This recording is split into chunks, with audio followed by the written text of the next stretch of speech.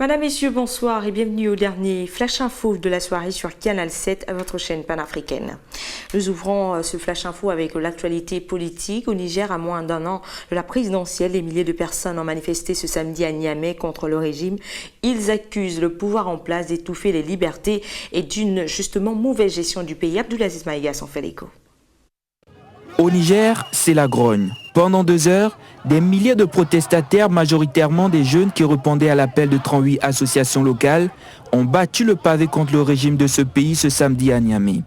À bas le gouvernement, à bas Bolloré, à bas Arriva, la patrie ou la mort nous vaincrons, tel était l'écrit des manifestants qui ont exprimé leur mécontentement général dans la gestion du Niger par les autorités en place. Pour Moussa Tchangari, l'un des organisateurs de la marche, c'est un ras-le-bol général. En forme de ras-le-bol général par rapport à la façon dont ce pays est géré par les autorités en place. Une gestion catastrophique dont on voit les conséquences sur tous les plans. D'abord sur le plan de la souveraineté nationale qui est aliénée, puisque le Niger accueille maintenant des bases militaires françaises, des bases militaires américaines, etc., dans le cadre soi-disant de la lutte contre le terrorisme. Pour d'autres, les libertés semblent être étouffées. Nous sommes là également pour dénoncer la manière dont le gouvernement gère la question énergétique.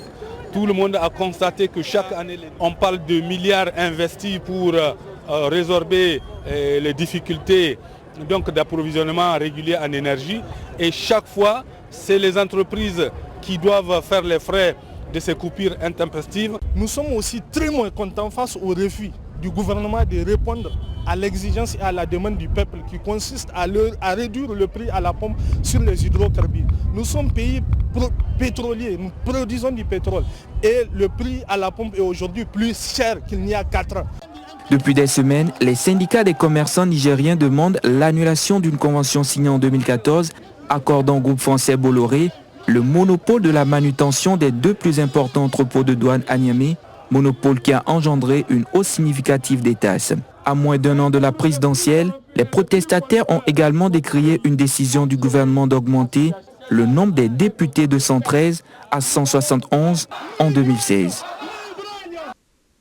Une situation qui intervient alors que le président nigérien Mamadou Issoufou était en visite en France.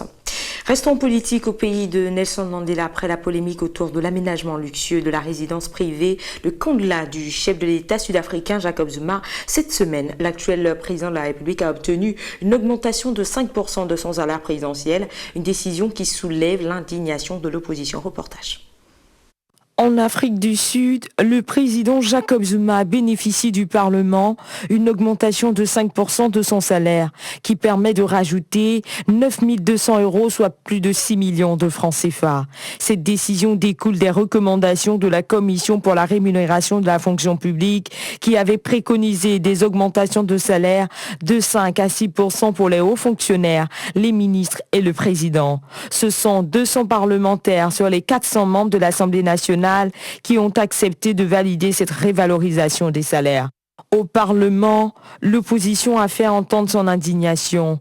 Pour le chef de l'Alliance démocratique, Memsi Maïmane, le chef de l'exécutif a déjà reçu 100 ans d'avance sur son salaire avec les aménagements de sa résidence de Kondla qui avait coûté aux contribuables 18 millions d'euros, soit plus de 11 milliards de francs CFA.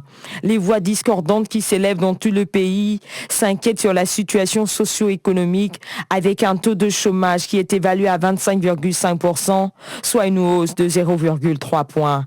Une situation selon l'opposition qui devrait amener le régime au pouvoir à une réflexion profonde. Désormais, le salaire annuel de Jacob Zuma s'élève à 195 000 € par année, soit 127 millions de francs CFA, un montant qui confirme la place du président sud-africain dans le top 5 des chefs d'État les mieux payés au monde. Santé à présent, en Guinée, les populations refusent toujours d'accepter la maladie Ebola. Plusieurs réticences dans certaines zones où les malades sont encore cachés refusent l'assistance des organisations sanitaires en charge de lutter contre l'épidémie, suivant ce reportage de Léat. Au cours des 21 derniers jours, certaines localités ont enregistré des nouveaux cas d'infection d'Ebola.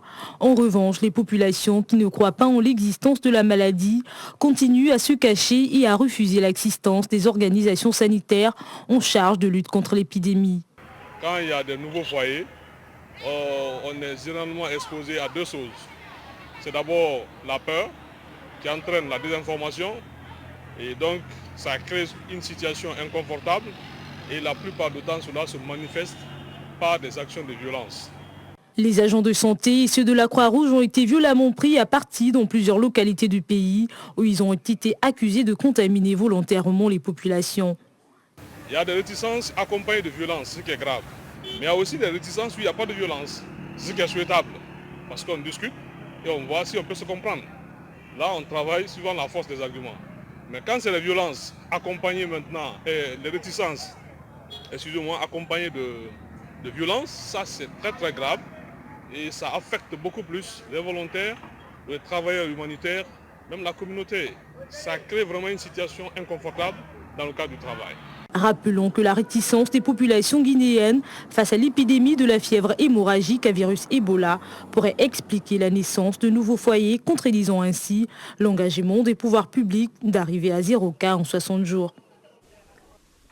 Et du tourisme pour la fin de ce flash info à moins d'une heure de route d'Abidjan, l'ancienne ville coloniale de Grand Bassam semble être sortie d'un autre siècle. Le poids de l'histoire se fait sentir dans la cité qui fête son centenaire cette année. Et justement, cette ville qui fut la première capitale de la Côte d'Ivoire et qui est inscrite au patrimoine mondial de l'UNESCO vient d'entrer dans une série de festivités. On regarde ce reportage de nos confrères de l'AFP. À moins d'une heure de route d'Abidjan, la vieille ville de Grand Bassam semble sortie d'un autre siècle. Le poids de l'histoire se fait sentir dans la cité qui fête son centenaire cette année. Si certains bâtiments coloniaux tombent en décrépitude, l'ancienne capitale historique de la Côte d'Ivoire veut protéger son passé. On a été la première capitale, on a été la première commune. Il faut retenir que Bassam également est la première ville. Et pour l'instant, la seule ville de Côte d'Ivoire inscrite au patrimoine mondial de l'UNESCO. Dans la ville, les noms des colonisateurs sont encore bien visibles. Véritable vestige historique, Bassam assume totalement l'héritage laissé par la présence française. Il faut ressusciter la ville de Bassam à travers l'histoire qu'elle a connue. On doit assumer le fait qu'on a été, l'ancrage de l'histoire coloniale de notre pays. Demeurer la mémoire tout en incarnant le futur, c'est le défi que s'est lancé la ville. Bassam accueillera une zone franche centrée sur les nouvelles technologies, une petite Silicon Valley à l'ivoirienne qui devrait redorer le blason de la ville selon le roi de la région. Aujourd'hui, nous avons de grands projets pour que Bassam redevienne un centre de développement important, comme il avait été au début de la construction de la Côte d'Ivoire moderne. Avec sa situation géographique idéale et ses longues plages au bord de l'Atlantique, la ville de Bassam a tous les atouts pour devenir un haut lieu du tourisme ivoirien. Et le roi compte sur ses habitants pour encourager le développement de la cité. C'est surtout parce que ce peuple de Nzema, de Grand Bassam, a toujours été ouvert, accueillant, hospitalier. Et ce caractère-là, nous entendons le garder. Une digue va être construite pour stabiliser l'érosion marine qui menace le littoral de Bassam, de quoi rassurer les habitants de la ville au manguier centenaire. Point final à ce Flash Info. Bon début justement de semaine à tous et à toutes. Bonsoir.